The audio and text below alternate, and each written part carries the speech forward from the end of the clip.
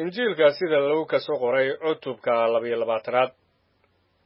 waxaa soo dhowaatay iidii kiristi aan khabiirka lahayn oo la yidhaahdo kormaridda markaasaa wadaadadii sare iyo culimmadii waxay dooneen si ay u dilaan waayo dadka ayay ka baqayeen markaasaa shayddaanku wuxuu galay yuudas kan iskariyot la odhan jiray isagoo ka mid a tirada 12 markaasuu tegey oo wuxuu la hadlay wadaadada sare iyo madaxdii askartii si uu ugu gacan geliyo goortaasay farxeen oo kula heshiiyeen inay lacag siiyaan wuuna oggolaaday wuxuu doonayay goor wanaagsan inuu u soo gacan geliyo intii dadku maqnaayeen waxaa timid maalintii iidii kirista aan khamiirka lahayn tan la leeyahay in neefka kormaridda la gowraco markaasaa ciise wuxuu diray butros iyo yooxana isagoo ku leh taga oo kormaridda inoo soo diyaargareeya aan cunne waxay ku yidhaahdeen xaggee baad doonaysaa inaannu ku diyaargarayno wuxuu ku yidhi bal eega goortaad magaalada gashaan waxaa idinla kulmi doona nin ashuumbiya sita isaga raaca oo dabagala guriguu galo waxaad ninka gurigale ku tidhaahdaan macallinkii wuxuu kugu yidhi meeday qolladii martidu oo aan xertayda kula cuni doono cashada iidda kormaridda wuxuu idin tusayaa qollad weyn oo sare oo goglan halkaa ku diyaargareeya markaasay tageen oo waxay heleen sidii uu sheegay oo cashada iidda kormaridda way diyaargareeyeen goortii saacaddii timi ayuu fadhiistay isaga iyo rasuulladiiba markaasuu wuxuu ku yidhi aad baan u doonayey inaan cashadan iidda kormaridda idinla cuno intaanan xanuunsan waayo waxaan idinku leeyahay mar dambe tan ma cuni doono ilaa ay ku tiranto boqortooyada ilaah dhexdeeda markaasuu koob qaaday oo goortuu mahadnaqay ayuu yidhi kan qaata oo qaybsada waayo waxaan idinku leeyahay hadda dabadeed anigu midhaha geedka carabkaa kama cabbi doono ilaa ay boqortooyada ilaah timaado kibisna wuu qaaday oo goortuu mahadnaqay ayuu kala jejebiyey oo iyaga siiyey isagoo leh tan waa jidhkaygii laydiin bixiyey waxaan xasuustayda u sameeya sidaas oo kale cashada dabadeed koobkuu qaaday isagoo leh koobkan waa ahdiga cusub oo dhiiggayga aawadiin loo daashay laakiin eega gacanta kay gacan gelinaya miiskay ila saaran tahay waayo wiilka aadanuhu waa baxayaa sidii loo gooyey laakiin hoog waxaa leh ninkaas gacan gelinaya markaasay waxay bilaabeen inay dhexdooda isweydiiyaan midkood waxaan yeeli doona dhexdoodana waxaa ka jirtay dood ku saabsanayd midkood lagu tirinaya inuu ugu weeyahay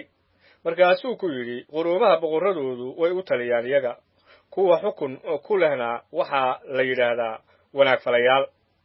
idinkuse sidaas ma ahaan doontaan laakiin kan dhexdiinna ugu weyn ha noqdo sida kan yar kan ugu sarreeyaa ha noqdo sida kan adeega waayo keebaa weyn ma kan cuntada u fadhiya mise waa kan adeega miyaanu ahayn kan cuntada u fadhiya aniguse sida kan adeega ayaan idiin dhex joogaa idinku waxaa tihiin kuwa ila sii joogay markii lay jirrabayey waxaan idiin yeelayaa boqortooyada sida aabbahay iigu yeelay si aad wax ugu cuntaan oo wax uga cabtaan miiskayga oo boqortooyadayda ku jira oo waxaad ku fadhiisan doontaan carshiyo idinkoo xukumaya 12 qolo ee Israa'iil Simonow ogow shayddaanka ayaa ku doonaya inuu ku haadiyo sida sareen laakiin waan ku baryootay si aanu rumaysadkaagu u baabiin adiguna goortaad hadaysantid walaalaha adkee markaasuu wuxuu ku yidhi saydow diyaar baan u ahay inaan kuu raaco xabsiga iyo dhimashadaba isaguse wuxuu ku yidhi waxaan kuu sheegayaa butrosow maanta diiqu cihi maayo ilaa aad 3 kol dafirtid inaad itaqaan wuxuuna ku yidhi goortaan idin diray kiishala'aan iyo qandila'aan iyo kabala'aan wax ma u baahnaydeen waxay yidhaahdeen maya waxba markaasuu ku yidhi laakiin haddeer kii kiishad qaba ha qaato sidaas oo kalena qandi ha qaato kii aan midna qabinna dharkiisa ha iibiyo oo seef ha ku iibsado waayo waxaan idinku leeyahay waa inuu igu dhammaado qorniin kale waxaa isaga lagu tiiriyey sharci laawayaasha waayo waxa igu saabsanay dhammaad bay leeyihiin markaasay waxay yidhahdeen sayidow baleeg 2 seefood ayaa halkan yaale wuxuu ku yidhi waa kugu filan tahay markaasuu baxay oo buur saytuun tegey sidii caadadiisu ahayd habtiina waa raacday markuu meeshii joogay ayuu ku yidhi tukada inaydnan jirrabaadda gelin markaasuu intii dhagax la tuuro ka durkay wuuna jilba joogsaday oo tukaday isagoo leh aabbow haddaad doonaysid koobkan iga fogee hase ahaatee doonisteedu yaanay noqon taaduse ha noqoto markaasaa waxaa samada kaga muuqday malaa'ig isaga xoogaynaysa isagoo aad u xanuunsan ayuu dadaal ku tukaday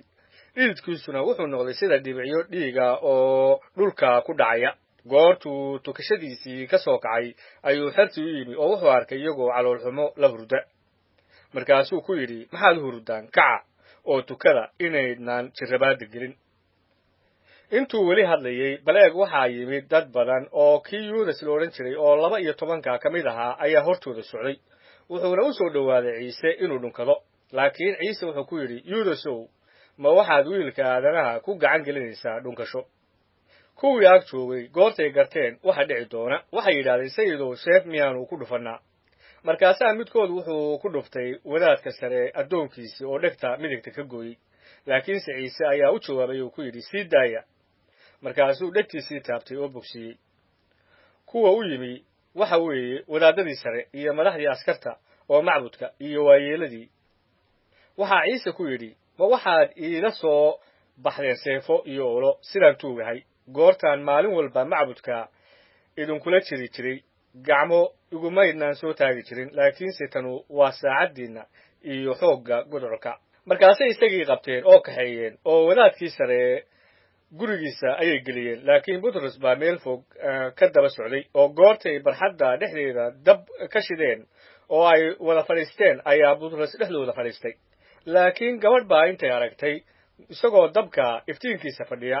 aad bay u daday oo tidhi kanuna waa la jiray isagii isaguse waa dafiray oo yidhi naag yahay anigu garanba maayo isagii waxoogaa yar dabadeed qof kale ayaa arkay oo yidhi adiguna midkood baa tahay butros baase yidhi nin yahow anigu ma ihi goortii saacad dhaaftay mid kale ayaa adkeeyey isagoo leh run weeye kanuna waa la jiray waayo waa reer galili laakiin butros wuxuu yidhi nin yahow anigu garan maayo waxaad leedahay kolkiiba intuu weli hadlayey diiqii baayey markaasaa rabbigu soo jeestay oo butros eegay butrosna wuxuu xasuustay hadalkii rabbiga sidii uu ku yidhi maanta intaanu diiqu ciin 3 kol ayaad i dafiri doontaa markaasuu dibadda u baxay oo aad u ooyey nimankii ciise qabtay way ku kajabeen oo garaaceen oo intay indhaha ka xidheen ayay weydiiyeen oo ku yidhaahdeen noo sheeg yuu yahay kan kugu dhuftay wax badan oo kalena ayay ku lahaayeen iyagoo caayaya kolkuu waagii baryey waxaa ururay waayeeladii dadka oo ahaa wadaadadii sare iyo culimmadiiba oo waxay isagii geeyeen shirkoodii iyagoo leh haddii aad masiixi tahay noo sheeg wuxuuse ku yidhi haddaan idiin sheego ma rumaysan doontaan haddaan idin weydiiyana iima aad jawaabi doontaan laakiin hadda dabadeed wiilkaadanuhu wuxuu fadhiisan doonaa midigta xooggaylaa markaasay waxay wada yidhaahdeen haddaba miyaa tahay wiilkaylaa wuxuu ku yidhi waad tidhaahdeen inaan ahay markaasay yidhaahdeen maxaanu markhaati weli ugu baahan nahay waayo qudheenna ayaa afkiisa ka maqalay